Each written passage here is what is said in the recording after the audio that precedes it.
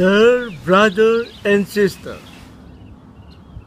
I'm happy to let you know what I'm doing. The healing that I'm doing is the healing of the mind, the body, and the soul.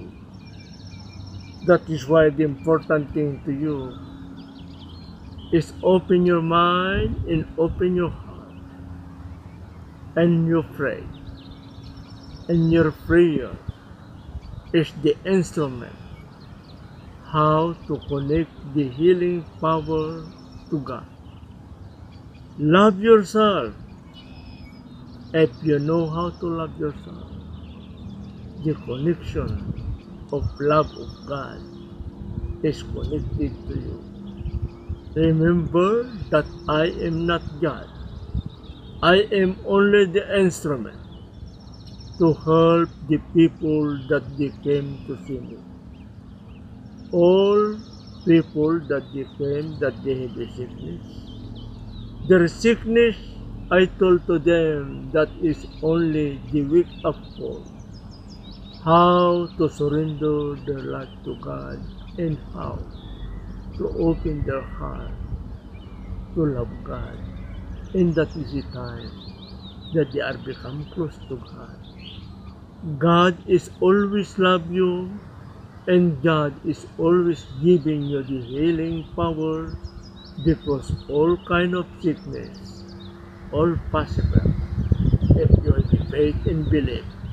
God bless you.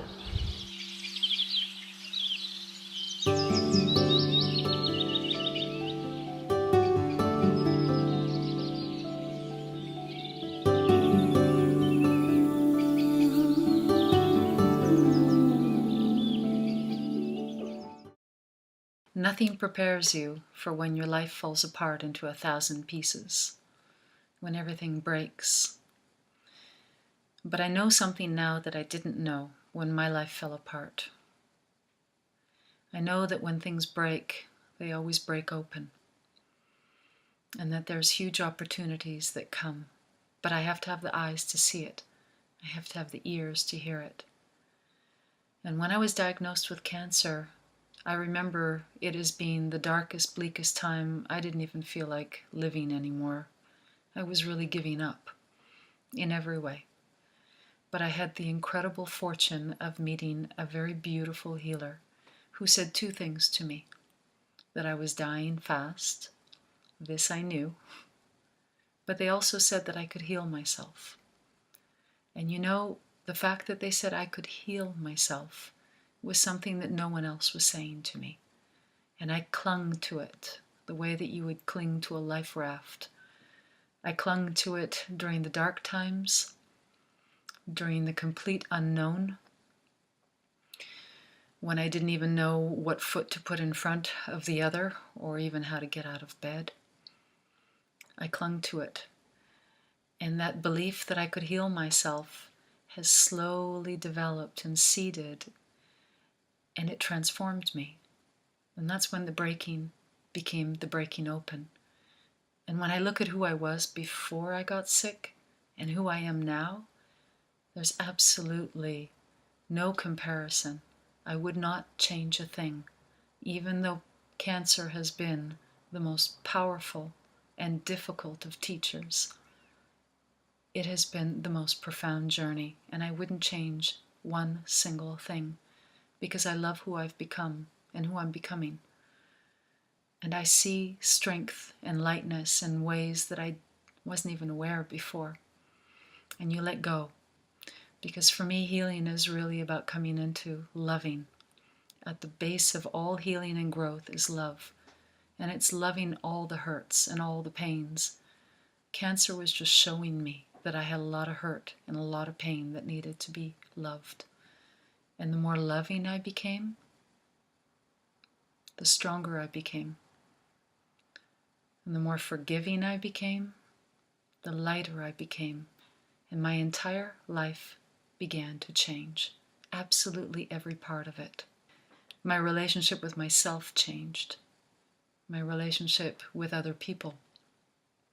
The way I thought, the way I looked at things. I learned how to let go of the suffering and the pain and the wounds. My perspective on the world changed. And slowly the cancer dissolved. And then, of course, people wanted to know. Then they were interested in this holistic healing. They started asking me questions like, who healed you? What healed you? How did you heal? And you know, my answer has always been the same, and it will always be the same.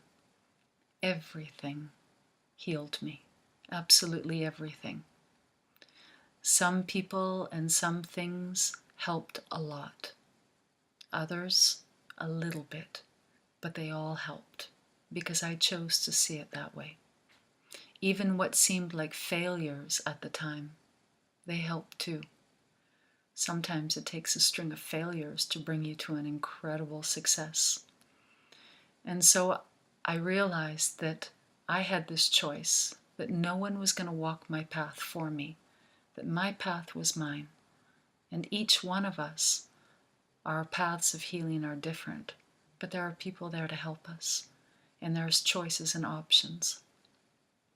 So I decided that all of it was going to help. I would go into my heart.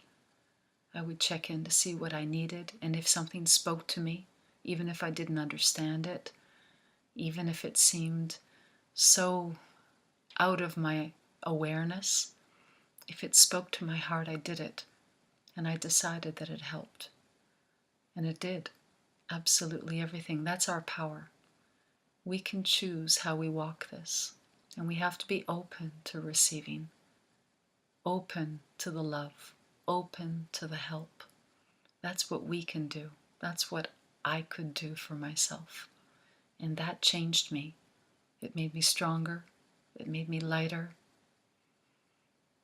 It brought me into a place of peace and balance.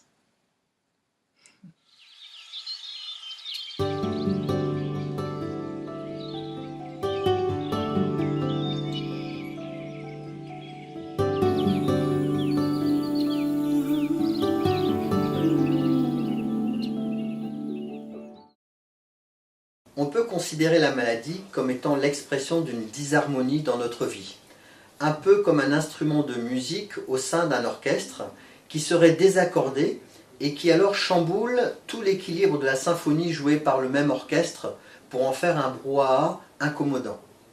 Cette disharmonie peut se situer au niveau des différents corps, le corps physique, le corps émotionnel, le corps mental ou voire l'être spirituel. Par quoi cette disharmonie est-elle elle-même provoquée?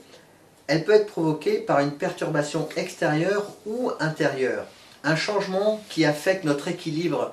Dans la majorité des cas, c'est intérieur, car c'est souvent lié à notre façon d'appréhender la vie, voire notre façon de vivre, et non par le phénomène déséquilibrant en lui-même. Cela explique par exemple pourquoi une personne peut souffrir dans telle situation alors qu'une autre n'en subira aucune conséquence lors d'une épidémie ou dans un vécu similaire. Notre corps physique peut être affecté directement par notre style de vie, le stress, la sédentarité, l'alimentation, l'environnement avec les pesticides, la pollution aérienne et chimique, mais il peut être aussi touché secondairement d'un déséquilibre sur les corps énergétiques initialement portés. Sur le plan des émotions, cela correspond à une mauvaise gestion des émotions, de même sur le plan de la pensée. Et parfois, au niveau de notre corps spirituel, cela va dépendre du respect ou non des lois naturelles et universelles qui régissent l'univers. Que veut dire soin holistique? Holistique vient du grec holos, signifiant la globalité, l'entier.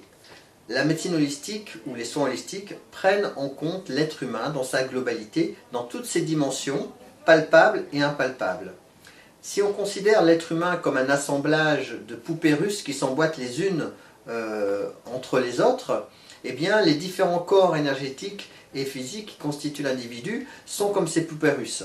Eh bien les soins holistiques vont analyser et soigner, équilibrer chacune des poupées, mais aussi l'interface, la relation entre toutes ces poupées et entre l'ensemble des poupées et leur environnement.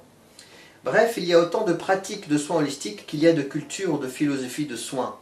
Ce qui change, c'est la porte d'entrée, le mode d'action. Certains vont utiliser les éléments de la nature, comme les plantes ou les pierres, d'autres vont utiliser les énergies de la nature, telles que dans le chamanisme, et d'autres vont utiliser les énergies cosmiques, comme les guérisseurs spirites.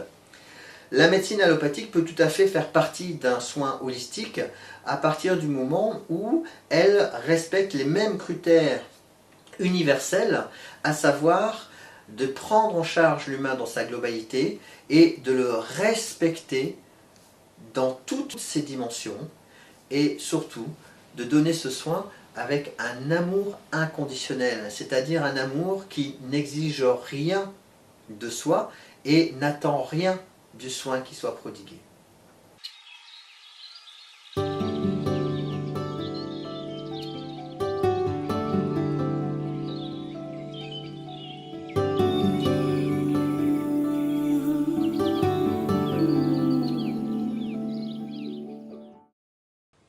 Nos ha tocado vivir una época difícil, pero a su vez maravillosa por las posibilidades que tiene. Sobre todo, la ausencia de valores y de ética que nos lleva a decisiones cada día más complicadas. Como médico creo que estamos ante un verdadero cambio de paradigma. La medicina es mucho más que datos empíricos. En la fórmula de la enfermedad hay más variables que las que aplicamos en la medicina convencional. Para curar al paciente debemos apoyarnos también en otros campos, como por ejemplo el filosófico, porque es imprescindible que el paciente entienda el alcance de su enfermedad y que participe empoderándose de la toma de sus decisiones. Debe afrontar un cambio real, percibiendo que se puede vivir con menos. La falta de ética y de moral erosiona nuestro ser. Hemos de vivir en conciencia, sabiendo quiénes somos y qué ha venido a hacer nuestra alma a este mundo. La enfermedad es un vecino incómodo que nos obliga a caminar juntos. No lo veamos con odio, sino como un compañero de viaje que nos permite hacer un reset en nuestras vidas. Es una señal que nos avisa para cambiar cosas. Alex, como sanador excepcional, nos puede ayudar en este camino. El amor incondicional, el altruismo, no solo reza para los demás, sino aplicándolo a nosotros mismos. La sociedad nos presiona para que busquemos fuera. No, yo creo que la felicidad, la curación, están dentro de nosotros mismos. Somos una partícula divina de la creación. Por este motivo, nuestro ADN resuena con el universo. Somos uno. Existe una frecuencia cósmica de armonía y nuestro ADN está impregnada de ella. Y esto nos lleva a otro tema importantísimo, que es la geobiología, valorando la incidencia de los campos electromagnéticos y las toxicidades de nuestro ser, que deben estar en unión con el cosmos, que debe estar porque somos cuerpos energéticos movidos por química y cualquier alteración eléctrica puede hacer una dismorfia de todo ello. La época que vivimos nos aporta calidad de vida, pero el precio de vivir y de incidir negativamente en nuestro ser, con infinidad de toxicidades. Hemos de valorar escrupulosamente su incidencia para poder escoger hasta qué punto hemos de incorporar lo que llamamos calidad de vida.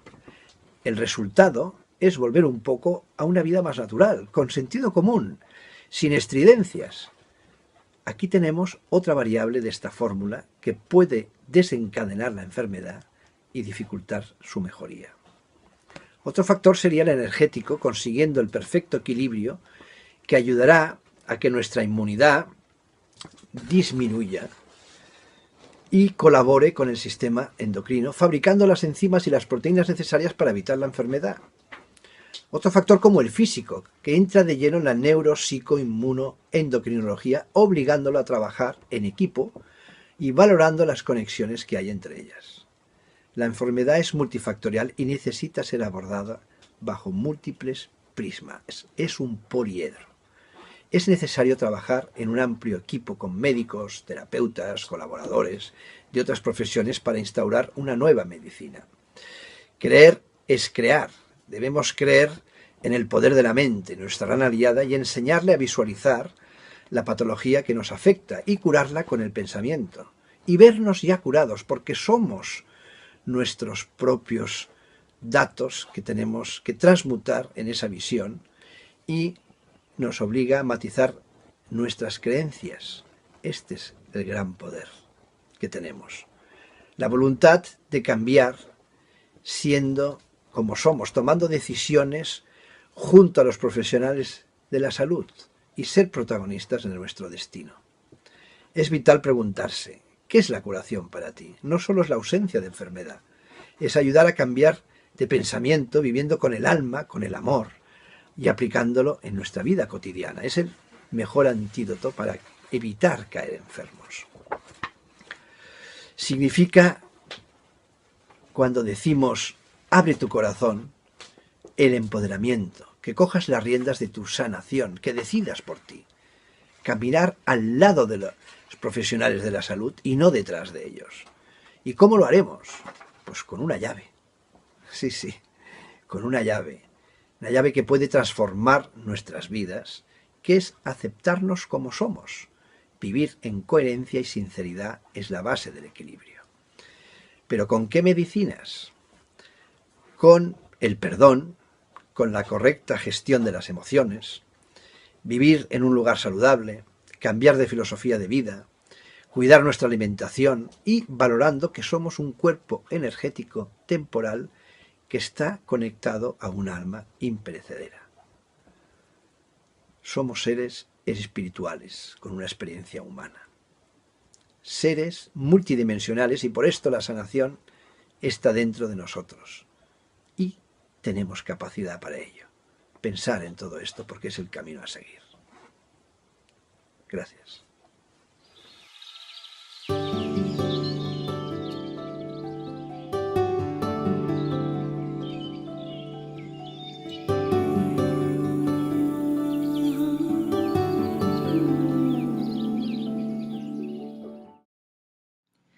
Each and every one of us is so much more powerful than we realize. We are creators, and we're constantly creating our lives based on what we think and what we believe to be true. Our thoughts are energy, and they are energies that move through and affect us physically, emotionally, mentally, and spiritually. Our thoughts can either be energies that nourish us or deplete us. Negative energies such as fear, judgment, anger, and stress, they deplete us. They take us into a place of disharmony and out of balance, and ultimately they create dis-ease. Whereas positive energy are thoughts such as compassion, forgiveness, acceptance. These are life-affirming and deeply healing. Our minds are so powerful that it's essential that we use them to create what it is that we prefer, as opposed to what we don't. And we have a choice. We can either create a limitless way of living or a limited one.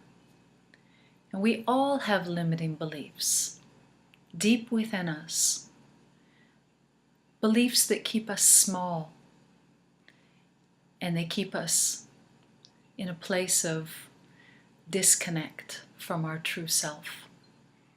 Some of the most common limiting beliefs are, I'm unlovable, nothing ever works out for me, I don't deserve, I always fail, I'm not good enough.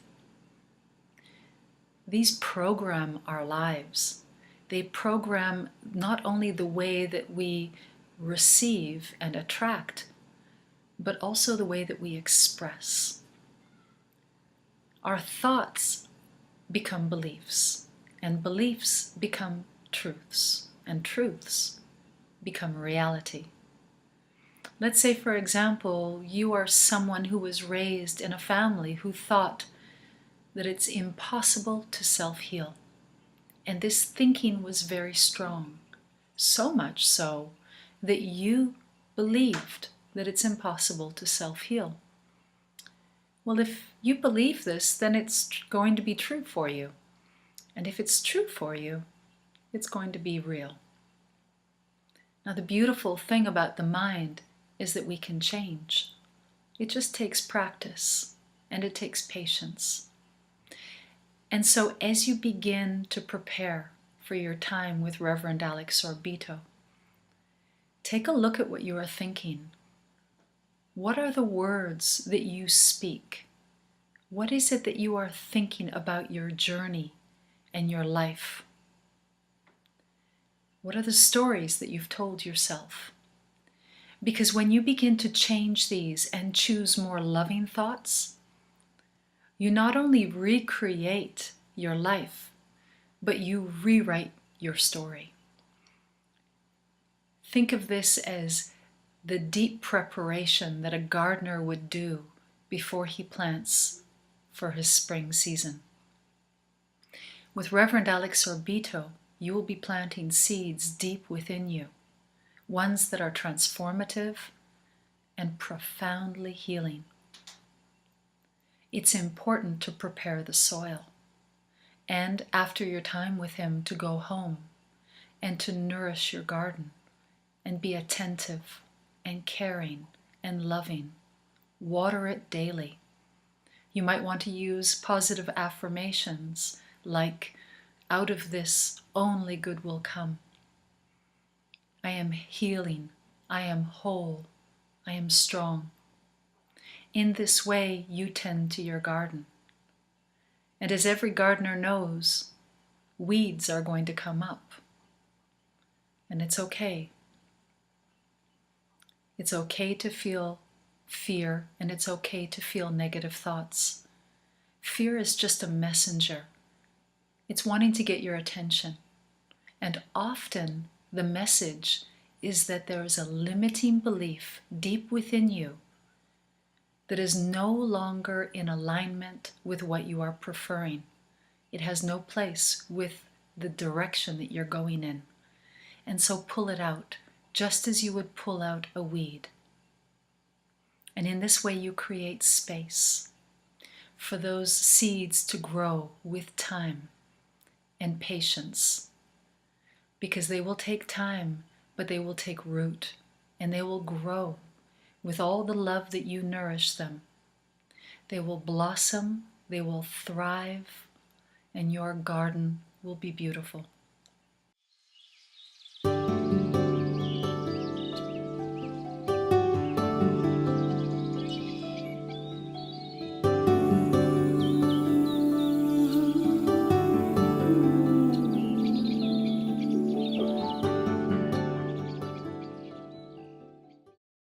Voici quelques conseils pratiques pour mieux vous préparer aux soins du révérend Alex Orbito. Ils tiennent en 3 mots: la foi, la méditation et l'eau. Lors de la journée de soins, c'est important que la personne qui va bénéficier de ce soin se mette dans une posture à la fois d'intériorisation et aussi d'accueil de ce soin. Comment faire cela? Tout simplement, c'est d'arriver avec une confiance en soi, une foi en sa propre force. On ne parle pas d'une foi aveugle, mais d'une foi qui sait faire preuve de discernement. C'est-à-dire qu'elle sait être décideuse et permet d'agir avec son libre arbitre. Ce qui est important, c'est de croire en soi et de croire en sa guérison. Pour pouvoir parvenir à cette intériorisation, le silence est important, parce que le silence, c'est le langage du cœur. Il permet d'entrer sur le chemin de cette intériorisation, un peu comme une bretelle d'accès qui permet d'entrer sur l'autoroute. Et cette intériorisation, elle se traduit par la méditation. L'état méditatif qui nous permet d'entrer en communication avec notre être profond, notre être intérieur, de pouvoir alors simplement, en se concentrant sur sa respiration, aller chercher le meilleur de nous-mêmes qui va nous servir pour la guérison. Le troisième élément lors de la journée de soins, c'est de veiller à boire de l'eau régulièrement. Car nous sommes constitués à plus de 70% d'eau et cette eau est le vecteur de vie dans tout notre corps et dans tous nos corps. C'est donc cette qualité de l'eau qui va régir la qualité des échanges dans notre organisme et aussi dans nos différents corps énergétiques. Il est primordial de débuter cette posture, à savoir de se mettre en zone de silence, de méditation, de boire régulièrement de l'eau. Il est important de commencer cela plusieurs jours, voire semaines avant la journée de soins. Ça fait déjà un entraînement qui permettra d'être plus effectif lors de la journée de soins et ça permet aussi déjà de commencer ce soin.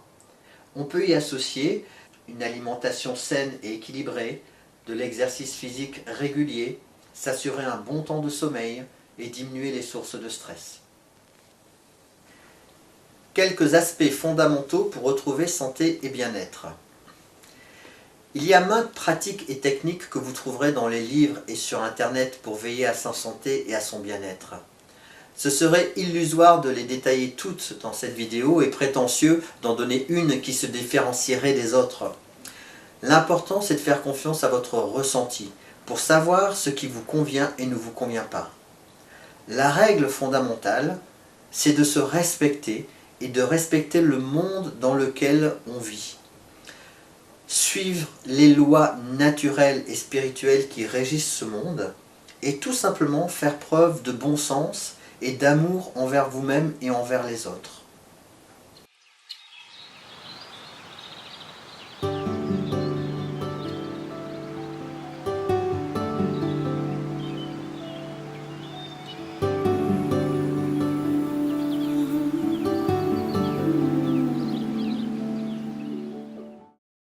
In the brief videos before, you saw both the knowledge as well as the wisdom of different people, let it be a healer, medical doctor, a therapist, as well as a patient. We all go through moments of greater or smaller crisis. Actually, the word crisis is Greek and it means turning point in our life. It is standing on this giant crossroad and wondering where to go next. Going back is not really an option because it's precisely that lifestyle, that path that created the sickness or the disease or the crisis or whatever it was in the first place. So where to go next? No one can really answer that question, because its answer depends entirely on you yourself.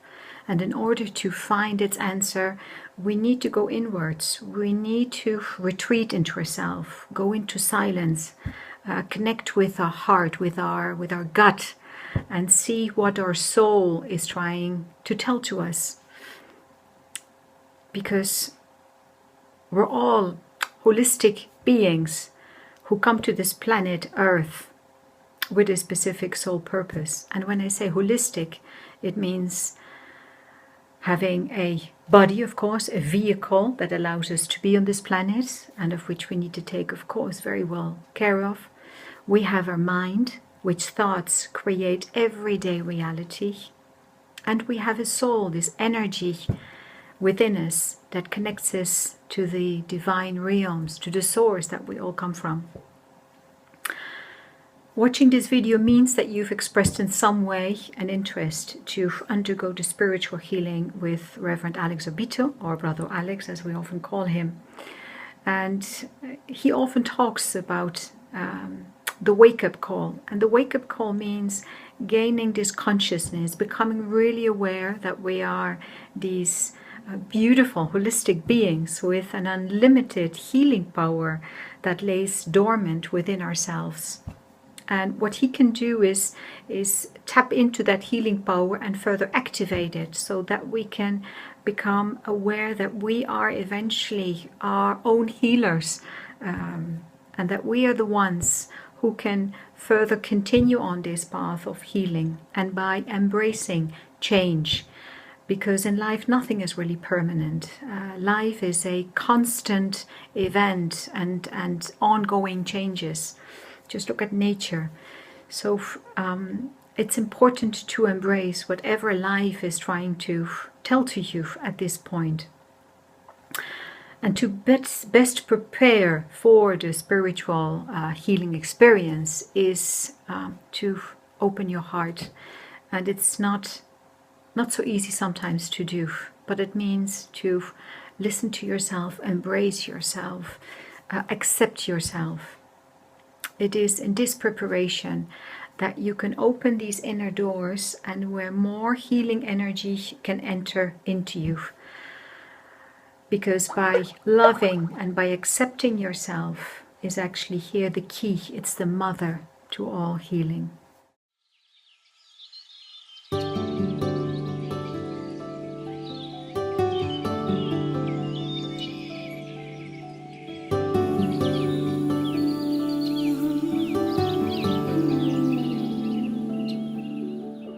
Before you begin the work, it's so important to just breathe in and go into our hearts and open and just set that intention.